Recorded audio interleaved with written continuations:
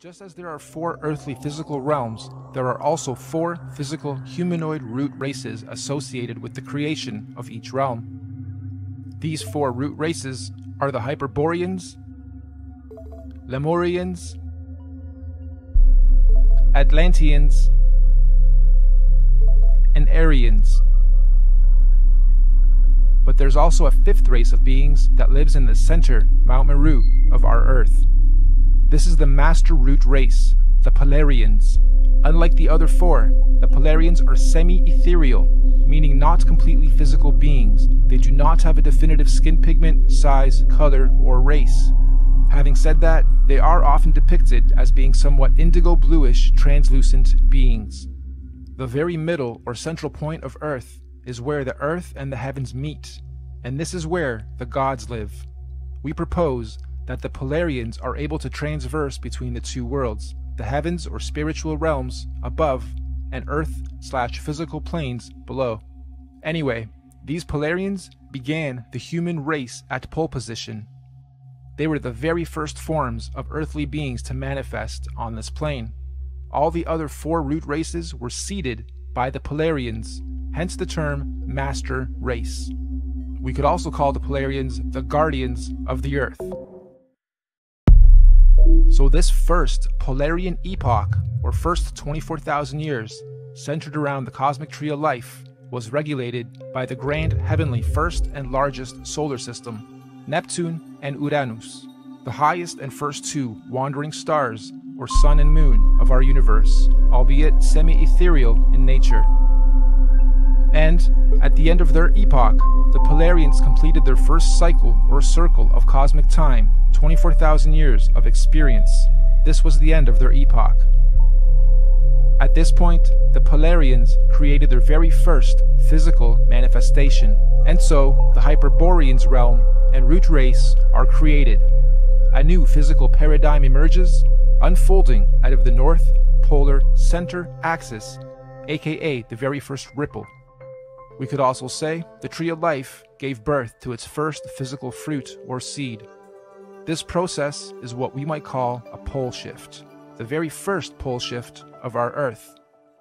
This new Hyperborean realm comes complete with its own solar system to regulate its physical space, time, and matter. The very first sun and moon are also created, Jupiter and Saturn. However, at this stage, they are androgynous. They are one. They are not separated. They only separate at the end of their epoch. This is the first domain to experience fully physical earthly space, time, and matter, all regulated by the very first earthly solar system. This Hyperborean realm that unfolded out of the center pillar was the very first Garden of Eden, surrounding the Tree of Life, or Mount Meru, at the center. Keep this in mind for the rest of the creation process. Every time a new ripple comes out, it is the new Garden of Eden.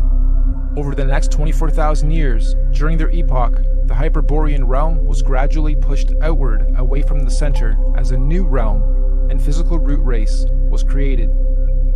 The second ripple, the Lemurian realm and root race, is seeded.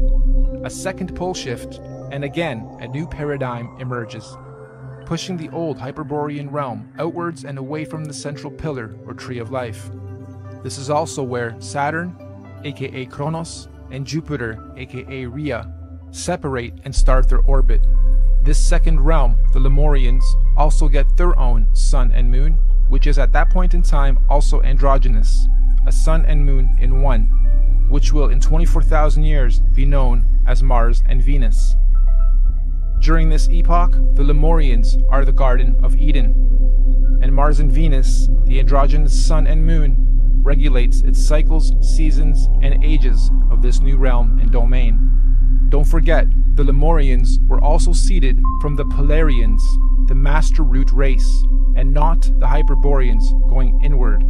All races were created and seeded from the Polarians. So the Lemurian realm is the second Garden of Eden, and again, after a cyclical time, when their epoch ends, they too were pushed outward to make way for the third root race. The Atlantean realm and root race is seeded. This is pole shift number 3.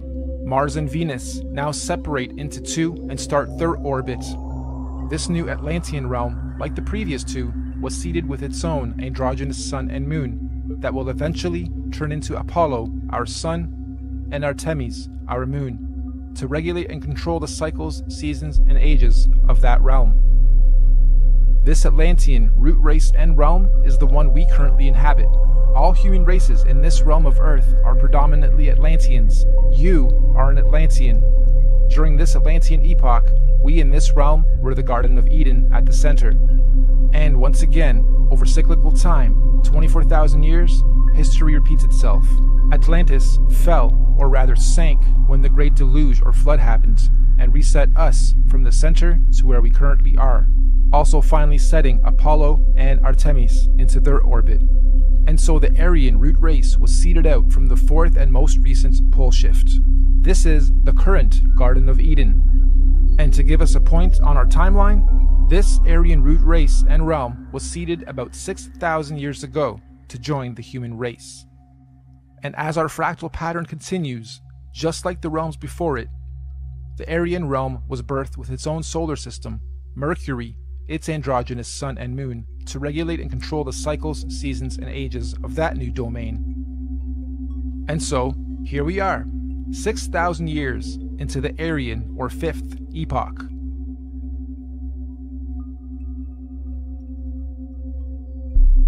In summary, we have 5 epochs so far.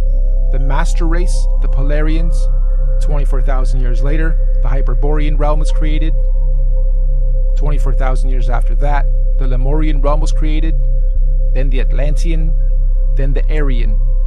And according to many ancient scriptures, mythologies, and mystics, there are 2 more epochs to come, meaning 7 epochs, 7 earthly realms, and 7 root races.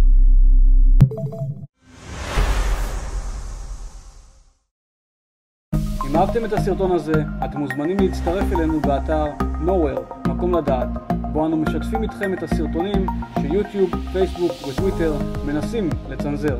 הצטרפו אלינו בטלגרם ותמכו בנו בפטריון, כדי שנוכל להמשיך ולחזק את הערוץ ולשתף את האמת על הבריאות והעתיד של כולנו.